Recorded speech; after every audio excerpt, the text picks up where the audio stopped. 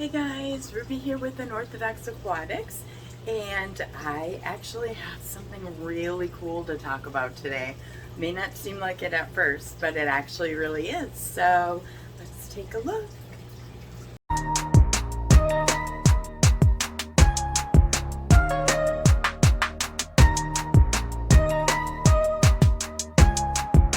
So what I have here behind me is a 20-gallon long, and I was at the bait shop the other day to fish, so I could go fishing, and I got some light northern minnows, and there were a couple of mud minnows in there.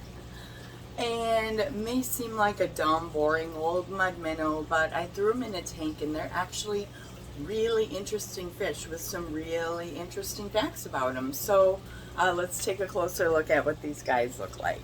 So here's the larger one, and these guys actually I think are pretty cool looking. They've got a rounded tail and dorsal fin. They just kind of flutter their fins downward like that. They've got these mottled speckling on the sides, and can come in a brownish, greenish, yellowish.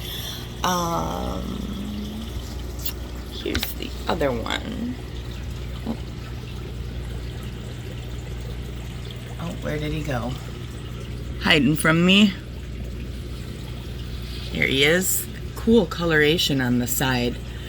These guys are considered cold water fish, and they hail from North American streams, rivers, muddy, boggy areas, swamps, ponds, things like that.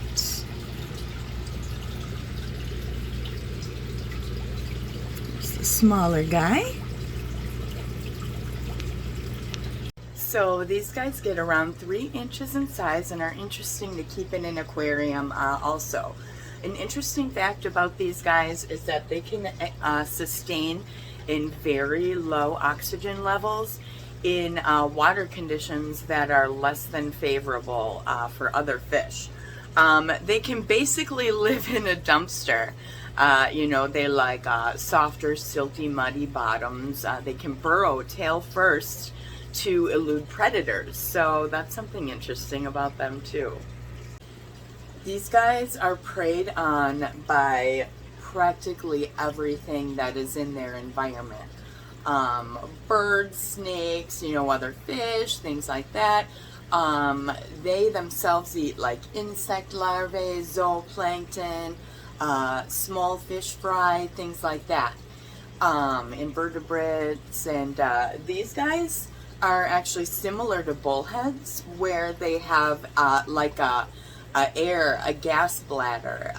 They come with that, and it's basically they evolved with it for colder temperatures.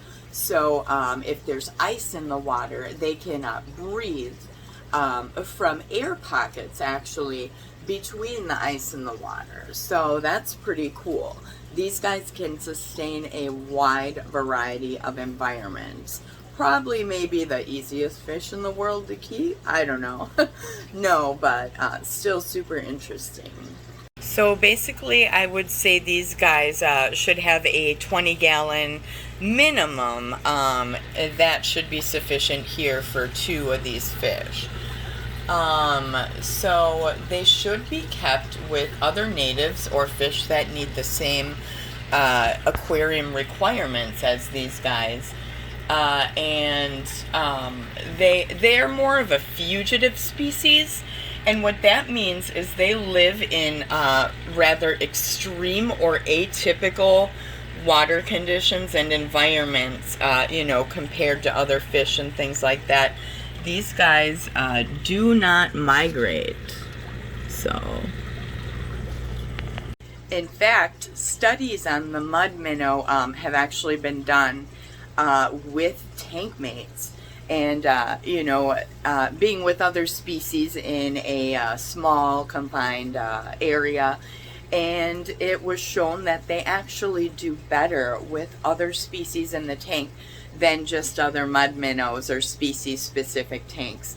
You know, their populations are also dwindling in the wild, and that's due to predators, habitat destruction, and limited food in their areas, since they live in more compact, you know, silty, muddy bottoms, you know, congested areas like that, and you know, with very little oxygen.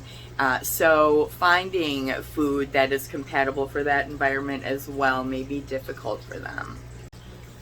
Something else that pertains to this is that these fish, the mud minnows, they are in competition in their areas, in any area basically, with equilibrium species of fish. And basically what that is equilibrium species, they use their competitive abilities as their main strategy of survival.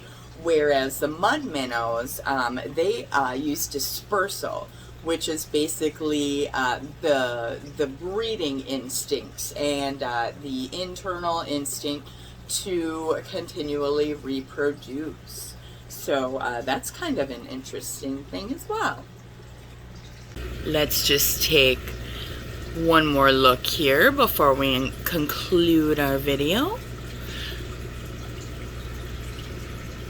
Very cool little fish.